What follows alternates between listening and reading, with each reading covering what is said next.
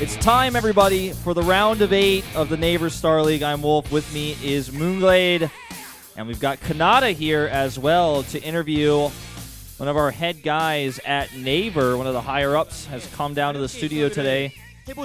I'll be translating this interview for you guys. 제 옆에는 8강 첫 경기에 출전한 두 명의 선수가 나와 있습니다. 선수들의 얼굴을 먼저 만나보도록 하겠습니다. Oh, actually, before we're doing that, we're taking an interview with these guys, Leenock and Maru. 네, 반갑습니다. 어떻게 양 선수 모두 잘 지냈나요? How have you guys been? 열심히 연습하면서 지냈어요. 네. I was practicing hard. 표정이 썩 그렇게 밝지가 않은데 잘 못 지낸 것 같아요. 요즘 되게 힘들어가지고. 뭐가 자꾸 그렇게 힘듭니까? 대회가 너무 많아요. 대회가 너무 많아서요. There's so many tournaments. He doesn't look very good. He looks tired. And he says, 아닌가요? 막상 이렇게 되니까 네. 되게 힘드네요. isn't that supposed to make you happy since you're a pro gamer? 올 겁니다. But it's very tiring, he says. 네. 제가 백수였다 보니까. 네. You're going to miss these days when you get older, he says. 좋긴 한데 네. 너무 빡빡한 것 같아요. 아, 빡빡하니까. He's happy about it, but 알겠습니다. the schedule is really, really 지난번에 tight-knit. 조성주 선수가 네. 승자 인터뷰에서 8강 상대가 이동영으로 결정이 났을 때 네. 이미 In the 결승에 winners 올라간 interview, 듯한 Maru 그런 인터뷰를 보여줬거든요. didn't really say 그걸 anything about 지켜보면서 you 어떤 생각이 들었나요? because he was considering going straight to the 저도 finals. 그거 How do you feel about 생방으로 보고 that? 있었는데, 예, I watched that 선수가 live. 요즘 잘해가지고 잘하니까 Maru is doing 그런 very 맛이 well. 있다고 생각은 했는데 네. 그렇게 So that 생각을 해도 is why he was able to 가슴이 make those 아프긴 하더라고요. comments. 나를 너무 쉽게 보는 것이 But that really hurt 아니다라는 me. 생각이 들면서 가슴이 아팠다라는 건데 그죠? 이동영 선수가 이제 뭐 스타2는 물론 비슷한 시기에 시작했을 수도 있겠지만 네. 인생의 선배잖아요. You guys started 현장에서 Starcraft 2 at the same 만났으니까 time, 조성주 선수에게 그때 왜 그랬냐? but you're actually a little bit 오늘 좀 older than 판단해달라. Maru. 뭐 이런 식의 말들을 좀 할 필요가 있어 보입니다. 한 말씀 해주세요. Do you have any 조성주 선수. comments as a big brother? 형주야, 형이 형인데 형 몸도 좀 안 좋은데 I'm the big brother, 마음도 안 좋게 하지 말아줘. and I'm feeling a little bit bad. 예, 이에 따른 So 조성주의 don't 답변은 make my heart feel bad also. 뭐 인터뷰는 제 진심이 아니니까 네. 너무 생각. He wasn't really honest or serious 인터뷰는 in that 진심이 interview, 아니니까 so 생각을 he's 하지 like basically 말아라는 게 just saying 어떤 like, 말인가요? so I don't know why you're taking it so seriously, just like, 말은 그렇게 해도 네. 속은 걱정하고 있. even though I say things like that, I'm actually a little bit worried and stressed out. Because Leenock's a good player. 이미 결승이 되어 있고 이승현과의 결승을 생각하는 네, 그런 재개발을 하면 도대체 어디서 나오는 겁니까? But you told me that you want to play against Life in the 너무 finals. 업돼서 저도 모르게. 앞에 있는 이동영 선수를 I was too excited 고려하지 after I won that 않고 match. 일단 내뱉은 말이었군요. So that's why I said those 하고 things. 네. 되게 후회했죠. 왜했죠? 네. 연습을 많이 하고 No, 있나요? he actually has some regrets 시간이 about what he 없어서. said. 네. 별로 많이 하진 못했어. 프로리그 결승도 준비하랴, 오늘 경기도 준비하랴. He 굉장히 didn't 좀 have 많은 much time to sleep. 연습들이 So I'm 연습을 pretty 했을 것 같아요. tired. 양 선수 모두가 이제 끝으로 경기에 들어가기 전에 물론 이제 경기 결과는 나와봐야 알겠지만 8강에 올라왔고 이동영 선수도 최근 들어서 기세가 괜찮거든요. 이 기세를 이어가기 위해서 Both of you guys are doing really well these days, 각오 한번 들어보고 but you're going to have to defeat Maru. 일단 To get to the 성주랑 이제 semifinals. 8강에서 만나게 So how are you going to deal with this 됐는데 match? 저 사실 높은 곳에서 만나면 재밌을 것 같다라고 생각을 I'm 하고 playing against 있었는데 Maru in the round of 약간 8. 일찍 맞다는 것 같아서 아쉽고 그래도 I want to play in the higher rounds. 5판 3선이니까 최대한 열심히 I'm 해서 sad that we're 재밌게 playing in the 경기할 round 수 of 8. 있도록 하겠습니다. 감사합니다. 네. But it is a best of 5. 이동영 선수의 각오를 들어봤고요. So I 조성주 think- 선수 최근에 I think I could show a great match 이승현과 함께 today. 테란 원투펀치라는 말이 굉장히 좀 많이 나오고 있거든요. 반드시 이동영을 넘고 4강에 올라가야 So your people are 신영과의 saying you're 경쟁에서도 one of the 뭔가 top two 두각을 좀 드러낼 것 parents 같아요. right 각오 한번 now 들어보죠. with 그런 innovation. 말을 듣고 있는 만큼 되게 열심히 해서 제가 So 우승 못 해본 the 적이 fans are saying that I'm actually that good. 이번에는 결승 가서 우승하고 싶어요. I'm going to try my 네. best to do well. 조성주 And since it's 선수의 been a long 아주 time since I've 당찬 been 인터뷰를 a 들어봤고요. champion, 저는 그러면 I'm gonna 잠시 try my 후에 best to go to the 본경기로 finals. 찾아오도록 하겠습니다. 본격적이에요, 이선이고요. 여기서 왔습니다. 한 세기 대기. 많이 없어. 이거 할 때마다 끝납치 뒤쪽에 시각 성공. 예, 원하는 성공이네요.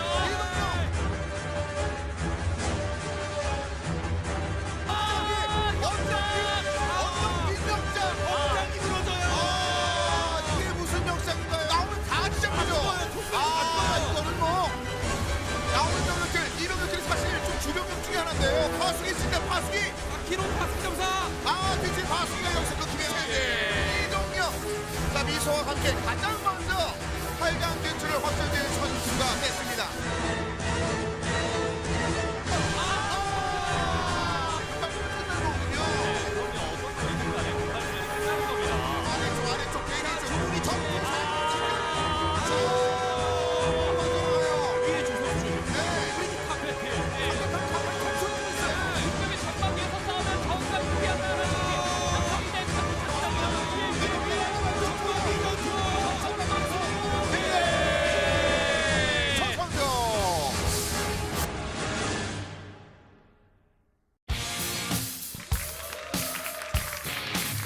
Hope that video got you guys hyped, got me hyped. This is going to be a great match today.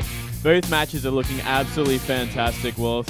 Leenock versus Maru. Obviously, Maru the favorite coming into this, but Leenock has shown a lot of power in this matchup in the past.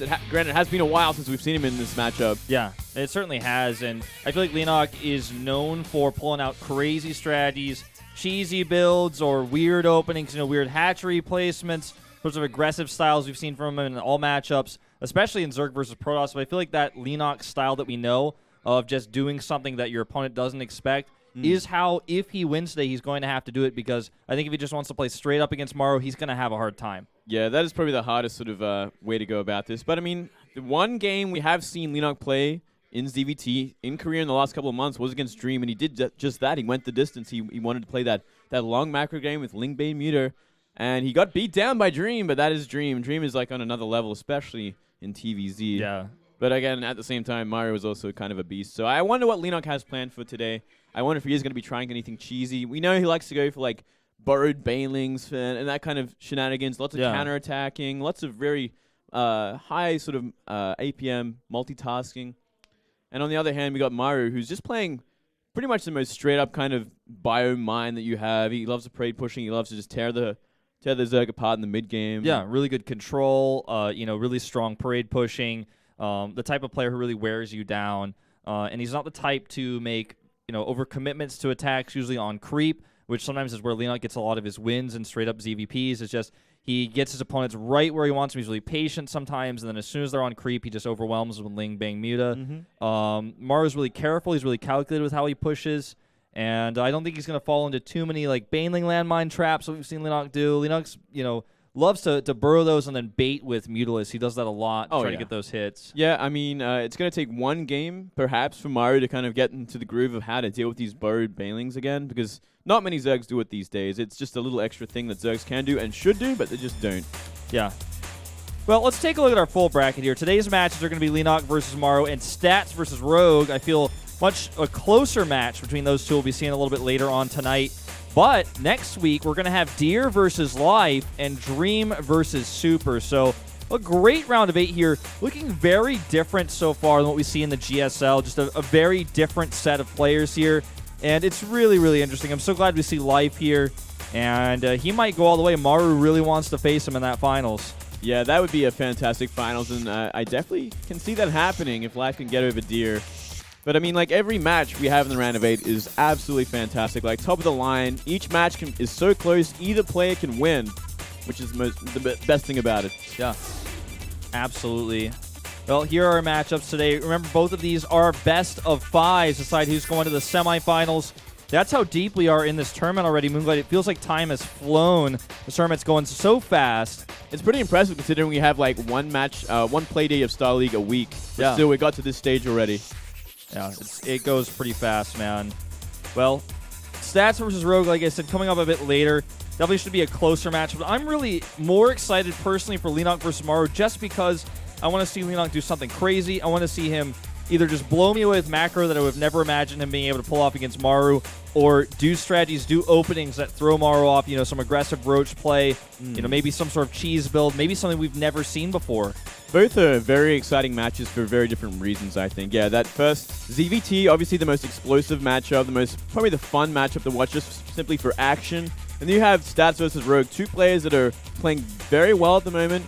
It's probably the most equal sort of matchup we have today, and I think it can really go the distance. It can go all 5 games. I have no idea who's going to win that match, which is probably the most exciting thing of all. Yeah, Stats versus Rogue, I feel like is more of like a clash of two macro-oriented players who are just going to be focused on the late game, focusing on the mechanics, late game harass with Zealot, run-bys, things like that, versus, tech switches that we see from Rogue in the late game. We are going to go to that interview with our Naver representative that I was talking about earlier. 네이버 스포츠셀 금현장 이사님께서 Let's see what he 자리해 has to say. 주셨습니다. 안녕하세요, 이사님. 안녕하세요. 반갑습니다. 네, 현재 네이버가 스타리그 시즌 1 네네. 후원하고 계시잖아요. 네네. So 이사님께서도 this 평소에 is e스포츠에 Naver's 관심 sponsorship of 많으셨는지 Star League 궁금해요. Season 네, 1. 당연히 관심 많이 있고요. 이번에 So have you watched a lot of esports? 대한체육회에서 e스포츠 협회가 We're very interested in 중간 esports. 단체로 선정됐는데 앞으로 더욱 크게 발전할 수 있는 좋은 기회가 마련됐다고 생각이 So 되고요. esports is actually considered to be a real sport in esports Korea. 콘텐츠 자체가 더 So this is a 성장할 very 수 good 있다고 opportunity 믿고 for our 있습니다. company. 네, 또 네이버를 통해서 스타리그를 함께 즐길 e스포츠 팬들께 한 말씀 부탁드릴게요. 네, 뭐 앞으로도 많은 게임들이 So any comments to esports fans around the world? 네이버 안에서도 다양한 게임 관련 컨텐츠. So he hopes that many more games actually develop as esports. We have more contents. 노력 많이 하고 준비하겠습니다. And for our 고맙습니다. company, 네, 이사님 we're trying to, you know, just help you guys enjoy those esport contents in the future. 지금까지 네이버 금현창 이사님을 만나봤습니다. 자, 이제 오늘부터 네이버 Very 스타리그 brief 2015 interview there, but bottom line is he likes esports. He wants esports to get bigger, and he wants to help that. So I'm hoping for more big things out of Naver in the esports scene in the future, Moonglade. It's fantastic to see. I mean, one of the biggest sponsors I'm sure any esports event could get out here is Naver. Yeah, it's And a huge name. Yeah, the fact that they want to keep doing it is fantastic. Hopefully they sponsor Season 2 Yeah. of Pro League as well. That's what we're hoping for here. Crowd giving a cheer here. Rumor has it he bought everybody pizza. Yet to be seen. Yeah, well, we're not going to see any of it either way, Wolf. No, we're not, man. It's really sad. Now, Leenock does have, you know, in this recent matches that are listed here, a fairly decent record against Terran at 6-4, but his record versus Protoss is definitely the more impressive. It's the matchup he's most known for. Oh yeah, it's really it's his matchup at this point. He's really become known for it in the last couple of months. He's done so well. ZVP, he's really got the understanding of it. But ZVT is a whole other ball game. We've only seen him go once, and that was against Dream, and he got beat down. Since then, I mean, we did get to see him against Jack G in IM Taipei. He did defeat him 2-0, but Jack G, not the strongest of players these days. We just simply don't see him anymore. Yeah. Sad. Really like Jockchi. He was actually in the finals against Jockchi in the GSL. Way back when. That's right, I remember that. It was a great finals, actually. Jack G's one tournament win. Yep. Yeah, that was an interesting time. That was a really cool time. Jockchi just was pulling out sorts of crazy builds. I think we were playing on Tall Dream Altar back then. He hit a CC. God. No wonder he won then. Disgusting map. The old maps, man. I love thinking about them. I love remembering them. Even for remembering pain. Delta Quadrant, one of my favorite maps of all. And there we go. Here is Maru, the Beast. He's looking in top notch against Zerg. Recently defeated Dark, the most overhyped player in the world right now. He hasn't been delivering, man. So I'm kind of questioning how good this guy really is. Though I don't know. He is a fantastic Zerg player, and he's one of like the few Zerg hopes. But he's fallen short in recent times. Yeah, he really has. He's been messing up. He's definitely in a bit of a slump. He was having a lot more success later last year, and I guess like in January he was having a lot more success, but he really has been having a tough time. He's already checking this out on Naver. He's like, was this trending on Naver yet? Yeah, I had a lot of big hopes for Dark, but unfortunately just couldn't make it happen. And besides that, whoa, that's some interesting matchup.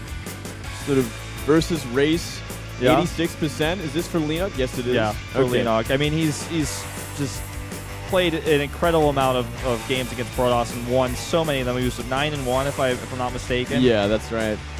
I mean, that's a really good record. And the thing about Leenock's playstyle versus Protoss is that he always changes it up. He just does not have very many plays against Terran. As you can see at the bottom there, the listing from SSL and GSL and Pro League from December on, he's 0-3 versus Terran from those tournaments alone. That's only, of course, local tournaments here in Korea, not including his results overseas, online tournaments and the like. But and also, I guess, his performances in Taiwan. Yeah, that's right. But he's got a player that he's up against who's just much more well-known for being good at this matchup. He's had a lot more better recent results. And it's Maru. Look at his pie chart, man. He's got a much more well-distributed race distribution there. Well, he kills everyone as well. And 5-2 against Zerg overall. Not exactly... I guess this is because of SSL, GSL, and Pro League. But, I mean, if you look outside of Korea as well, go to IM Taipei, where Maru defeated Sulky, Hydra, and True before losing to Life 4-3 in the grand finals. Like, that's a pretty good TVZ run. Yeah. I'm just trying to make sense of this graph, Moonglade. Well, I look at it, I'm like, well, I can't figure this out. I'm like, it says he's 5-2 at Zerg at the bottom, but then it says he has a 40% win rate versus Zerg. I'm like, I don't know. This math just doesn't quite add up to me. I but mean, We can't play-by-play a pie chart like this, man. It's just too dangerous. It's too dangerous. I'm gonna go with what I wrote down. Yeah, for this. I think that's more legit. Yeah, but I mean, Maru is a beast in all matchups, and especially in this one. Yep. And this is a pretty cool record. This is map stats, it looks like. And you can see, let's look at Catalina, actually. Catalina 50-50. When it is Terran versus Zerg. Interesting. I wonder how many games is the next question. That's the one thing that I really want to see as well. Like, how many games is this out of? Because yeah, I mean, it doesn't say. It just says SSL plus GSL plus Pro League since December of last year. Okay. So we don't know exactly how many games that is. Well, let's look at these bans, I guess. Leenock bans Nimbus. Not a crazy ban there. Maru bans Overgrowth. Leenock loves to do crazy, weird strats on Overgrowth. And, you know, Maru likes to go towards a bit of more of a mid-game, or maybe on a more medium-sized map. Yeah. Sejong ends up being the first map here, too. Oh, very standard map for this matchup. Not bad for either side, really. A good macro start on this one as well. So what do you think about Merry-Go-Round and Deadwing being the last two maps? Because those are the maps that we may not see. I mean, looking at it all, it kind of makes sense. Merry-Go-Round, obviously, a bit harder for Zerg. Deadwing, just a big map in general. Kind of bit of a spawn-dependent map. Based on if it's going to be vertical or cross map, can be better for Zerg if it is cross map. Won't have to deal with any sort of parade pushing. So it makes sense. I would really like to see which player chose which map in the order of things. It also kind of give you a bit of a storyline as to what these players are thinking. Right, you know, it may have even been done by that Star League box. It might have been totally random. That is true. We really don't know, actually. Well, guys, map number 1, as mentioned, is going to be on King Sejong Station. It's going to be the map that sets the momentum for these two players. One of these players is moving on to the semis. The other gets knocked out. Let's go into game number 1.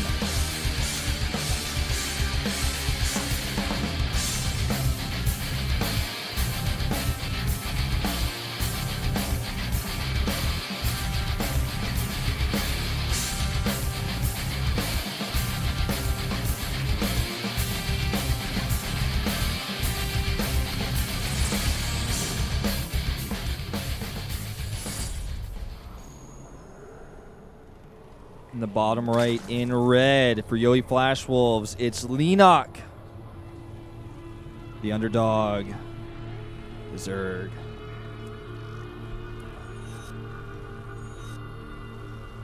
And up here in the top left, it is Maru, the Beast, the Terran. I like how you keep calling him the Beast, man, because he really is. He is a beast. He reminds me of that. Oh, no. Okay. Gonna go for that proxy. Yeah. Let's wait and see if there is going to be that second SCV. I think it would be. Yeah. Most definitely. Almost certainly. Now, the only other thing we'd see is Proxy Reaper, which is not too unusual on this map for proxies. Because of how the map works. Oh, okay. It's going to be definitely... Yeah, that's... just going to be a Reaper, it looks like. Yeah, it is. No second SCV. Going to take that gas in just a second. Yeah, here we go. Okay, Proxy Reaper. Not a bad idea. Let's wait and see if Leenock's going to be going for that 15 hatch, 15 pool. 15 pool will help out tremendously, but it is going to be that hatch first. He wants to start things off with a nice macro game. Maru's going to change things up already. Yeah, looks like a pretty good preparation here for Maru. Notice his placement is just out of the scouting path of that Overlord. Just barely missed there.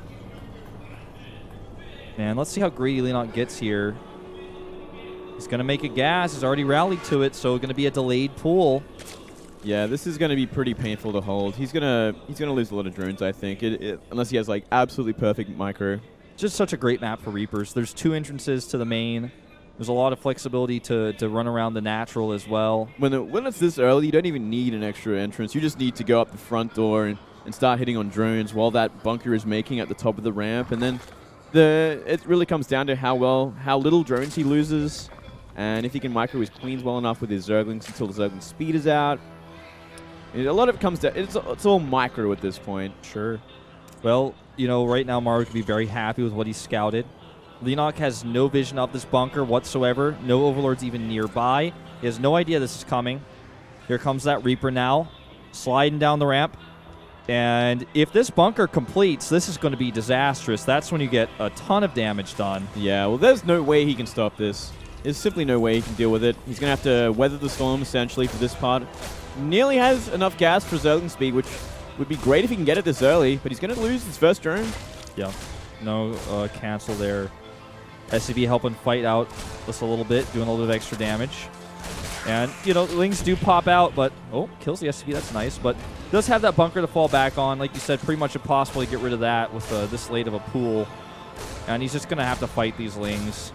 Good micro by Leenock so far, though. Yeah, not bad. Second Reaper coming up. Really important kill on that SCV, actually. There's no way he can repair this bunker, so it can get whittled down eventually. Now, notice we do have a factory on the way, not a CC back at home. Yeah, usually you'd see tech pretty quickly off. CC is going to come next, but yeah, factory this early on is going to help out with dealing with any sort of speedling counterattack. Get Hellions out on the map, and if he maintains this Reaper count, then he'll have like a bit of a threat, and he should be able to kind of like pressure the Zerg even more. We see a lot of Lings on the map now. Yeah. In fact, how many does he have in total? Can you check for me? He's got 11. Yeah. Okay, so that's a lot of speedlings. Zergling speed's going to finish in not too long, about 10 more seconds. Speedlings are going to be on the map. There's simply no way the Lings are really going to get anything done to the Terran outside of killing these Reapers there. When there's at least 4 Hellions on the map, Terran will kind of resume map control, resume pressuring the Zerg. He's going to go for some kills here, actually, and this could be a big mistake for Maru. It's going to cost him a lot. All 3 Reapers go down here. That's not good. 2 drones. Not worth it at all. Bit of a blunder there. I don't think he was expecting Zergling speed that early. Or maybe he thought he just simply couldn't get the Reapers home. I'm not sure. Yeah, maybe he thought the Lings were further across the map. Regardless, that did definitely not enough damage to warrant its cost. Well, the starport is halfway done. He starts at 3rd CC, which has been seen as well, I believe. Can you check that? Yeah, got seen. Yep, he saw it. He sees it again here. Or rather, he sees the first one with that Ling he just went up and checked with. So this is a bit of a, annoying spot as Leenock. He has to figure out some way to either do damage or, take a risk of his own, because Maru is soon to be on 3 CCs with triple mules. Well, I think the fact that he's identified it, and he's kind of got at least a momentarily very short contain. He kind of knows what's going on. He knows that, okay, I can go on 2 base, and he's planning for 2 base. We don't see any extra gases added just yet. Finally, they're going down now. But his lair is over halfway completed, so I think it might be very quick mutalisks. But his gas count's going to be pretty low. Could be a bit of a problem. Well, he's only got 150 right now, and those extractors are just being added. Yeah, he's barely going to have enough for that Spire, and from there, like, maybe he had to get 5 or 6 meters out by the time it finishes, so long as he isn't forced into anything he doesn't want to make, like Banelings. Yep, and there's that Spire right at the natural. Overlord's moving across, trying to run away from that hunting Viking right now. Being very annoying. And we're seeing mech tech from Maru, which is kind of cool. Something we definitely do not see from Maru much at all these days. He's usually the guy that loves bio, but this is a good map for mech. You can get a very easy 3rd and 4th base, and you don't get spread out too much when you take them. I mean, not as good as, say, Deadwing, but still pretty solid map for it. Yeah. Especially if the opponent's not expecting it at all, which I'm sure Leenock is not. I'm sure he's gearing up for a big match against the Fire. Yeah, he has no vision of this because of this Viking. That Viking has just got so much utility. Not only does Leenock have to be worried about losing vision of key areas where drops might come through, but he's getting supply blocked. He can't scout. And this scan does come down. He doesn't know 100% it's a Spire, but he saw the late 3rd. He saw the lair, obviously, so there's a pretty good chance he knows what's up. I mean, he might be thinking, okay, it could be a Nidus, but he's got full vision of his main base. There's nothing to worry about there. Well, he started the engineering bay pretty late, so he wasn't sure until that scan, but now he knows for sure. Muta's on the way, 7 actually. And I think if Maru is on top of his turrets, he should be able to get them up in time before the Mutas can really do anything. And we are seeing Vikings being made to kind of be microed in between the turrets and pick off the Mutas if they try and commit to anything. Yep, 4 turrets he's committing to here, and a Thor. And with double Vikings, it's so hard to actually micro around a turret and pick off units when there's Vikings shooting at your Mutas as well. Have that extra range. Banshee gets taken out here for free, but does confirm 100% the Mutalisk, and you know, he knows how many are on their way. And Maru should be fine against this. Yeah, I don't think he's going to take much damage, if any, with these Vikings out, with these turrets in really good positions. Unless we do see like a Ling run by into the third base, I don't see him really taking any sort of damage. Well, does end up losing a Viking and a few SCVs here, just in a very unfortunate location. Ooh. Okay. This Viking is really helping zone out these Mutalisks. Now he's got 4 over here. Should be able to pick that one off. Yep. Good target there. And getting a bit far away from the turrets, but now that Thor's out, just push these away. Yeah, not finding too much. And let's see what he's going to transition into. Is the next question for Leenock. Is he going to commit to Roaches? Do we even see Roach Warren just yet? You think he might just go into Swarm Hosts? Well, there's an Infestation Pit right as I say that. Yeah, I think you might be right. He might be going to Swarm Host. But I mean, Swarm Host is only like part of the answer against mech, because when there's enough tanks, Swarm Hosts become pretty useless until you got Vipers and other sort of units to help out. I mean, it's kind of like the staging point where you can... I guess you could really say it's all about applying pressure and forcing the Terran into unit compositions they don't want to make, and then doing tech switches and whatnot.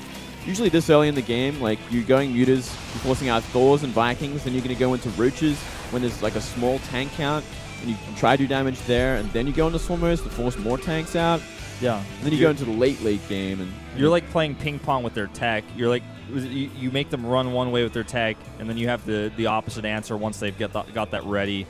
Well, we do have a large group of units posturing over here. He's got a Baneling trap set. Looks like he wants to try to catch those Hellions because they keep posturing around that ramp. Yeah, it's kind of interesting. I guess one way to make use of these Banelings that he made earlier on. Go for some Baneling landmines. It might kill something, but you know, there's not much of mech you can kill with Banelings unless it's going to be Hellions. Yeah. I mean, Hellbats walk slow and they clump up a lot. So do Hellions, I guess you could argue. So he might get lucky here. He's going to try to bait this again. It looks like with the Mutalisks. We were talking about this earlier. Normally he does this with the Marines. Well, I don't know if Hellions are going to chase Mutalisks. It's the next sort of problem we have here, Wolf. Yeah. I don't understand exactly what the idea here is with trying to get the Hellions to chase. I think he probably just wants them to go on their own. Yeah. Well, he's at least getting an idea What of is where this? the army is. He's adding 5 barracks right now. Ooh, okay. And double upgrades for infantry. He's going to do that like polymerization of bio and mech. We've seen Marine King do this sometimes before. I think we've seen Reality do this before as well. Yeah, on like a long time ago, last year actually. And it's a pretty cool idea because obviously the Zerg is committing to Roaches at this point. He's kind of got all the tech. He's being very greedy, which is good for the Zerg. But if he's not aware of what's actually coming his way, he could be in big trouble. We're actually seeing 22 Mutas being made. So he's kind of like scattered out the composition enough to like, okay, I need Mutas to deal with this composition. I don't need Roaches. And he could really get the jump on Maru at this point when Maru goes for this 4th base. Yeah. Oh, those might be for an SCV transfer as well, now that I think about it. I mean, Maybe. That's really thinking ahead, but it could be. It's ambitious. That's what it is. Might as well put those on the mineral line, right, if you're going to do that. I guess a turret might go down there, but... Well, here comes the Muta Swarm. Yeah, 27 Mutalisks on this map, and he has only 3 Thors. He's got a few Vikings, but this is nowhere near enough. This is perfect. This is going to do so much damage. He's going to wipe out the 4th base, get rid of the Thors. He has no SCVs to repair the Thors even nearby, and Vikings can help zone, but they're definitely not good in a fight. The Mutalisks are going to love to go and chase those down and get them for basically free. 1 Thor is here, does get some good shots off, but the Mutalisks, if they don't die, they will just regenerate so quickly. Going to pick off these expensive siege tanks. And I think he might be able to force this CC to lift out of here. I think he's going to have to unless he wants to lose it. These Thors are actually doing these Vikings are doing a lot of damage to these Mutas. They're getting off the shots. Be careful. Good crisis management here by Maru, I have to say. He's trying to zone the Mutalisks out with the little tools he has here. And now he's starting to see... Finally saw it go off. You know, now Leenock is starting to see a bio switch, but he knows that these units don't have really any upgrades. These Marines don't have combat shields even. Wow, he's really done his homework on Maru, I think. He kind of knew some sort of wonky style might be happening, and he's made the right unit composition. He's got 5 bases, 7 all up if you count the empty ones. He is in a commanding position right now, and he knows he's making the right units for this kind of switch up. Yeah, which is the most important thing of all. He's missing a few things, though, right? He doesn't have Baneling speed. It's on the way. He got the +1 for missile weapons, so he's now having to get the melee upgrades. Maru already has 1-1 for his Marines. He has the infrastructure to produce a lot of Marines. He's got a great amount of turrets to shut down these Mutalisks for now.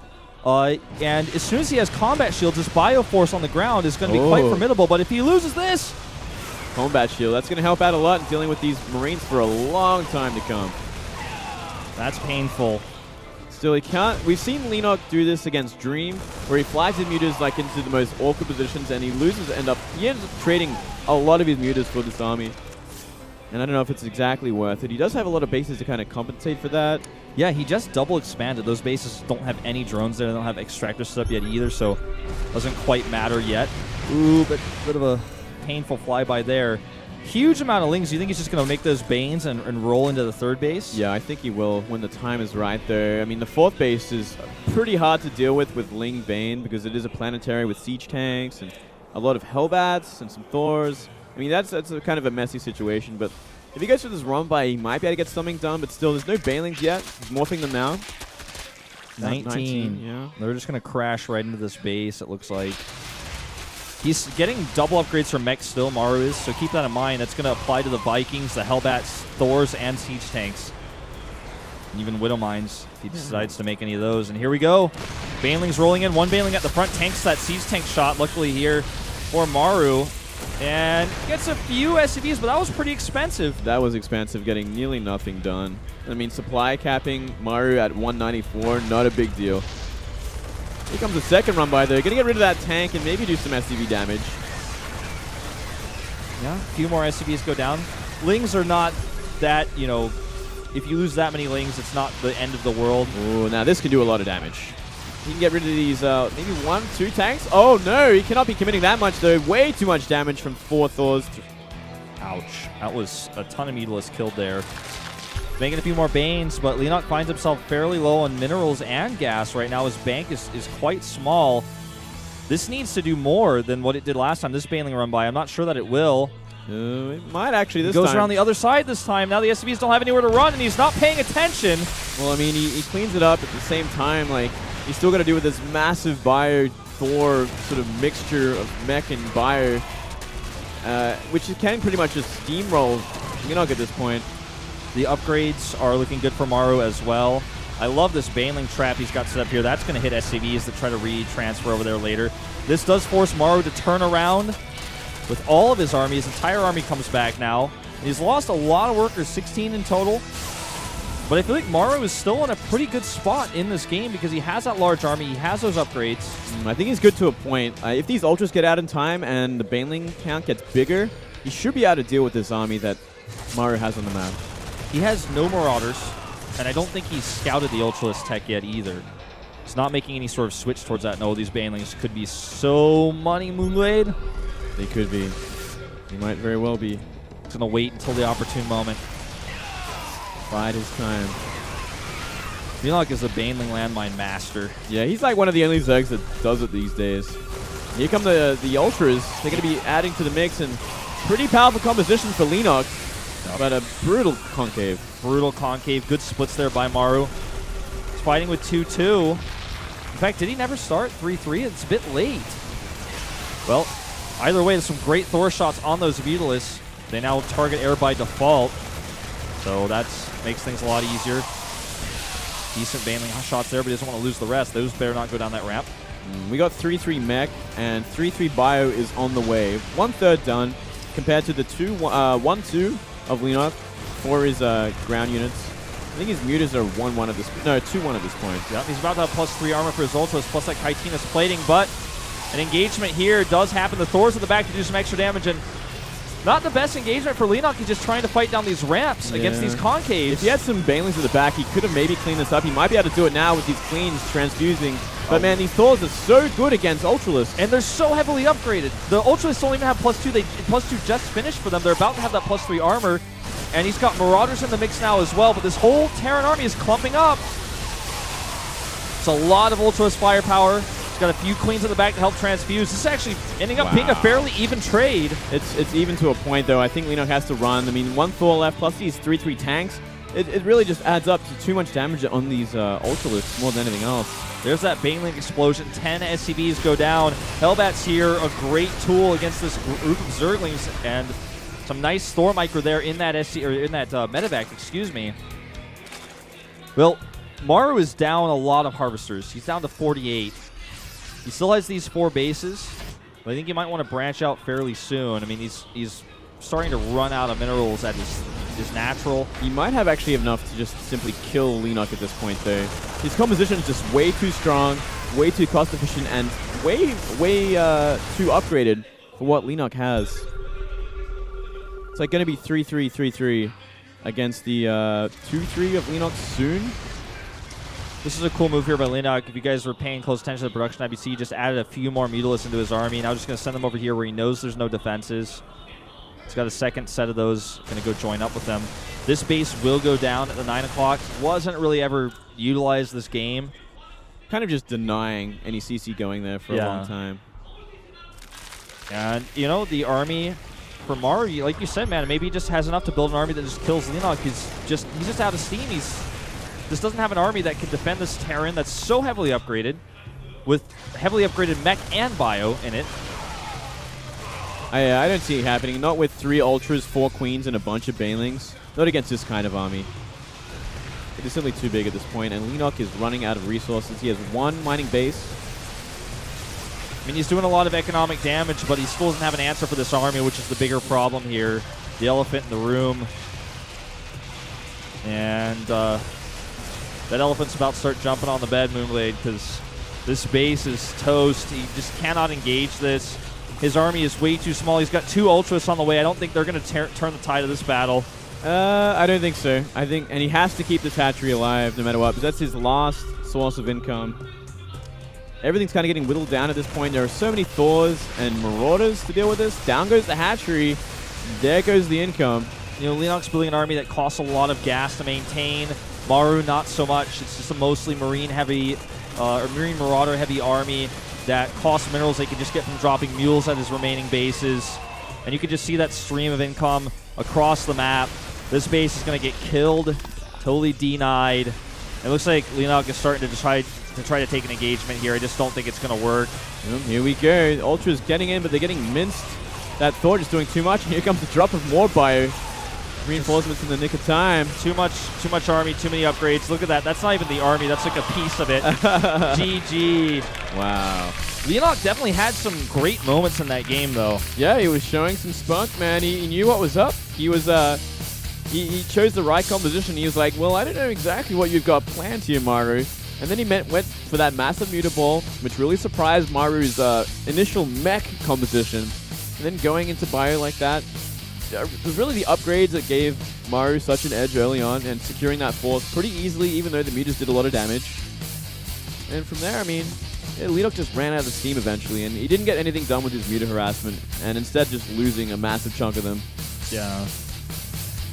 He really did take some poor Mutalisk engagements when he had that huge chunk of them, like 27 or so. Yeah, that was gross. It was a big commitment, and if you're going to commit that much, you really need to do, you know, something that's equivalent in damage, at least. So you got to be really careful when there's heavily upgraded Thors on the map, not to be bunching up your Mutas like that, focusing down tanks and whatnot. You got to be magic boxing as best you can wherever you go.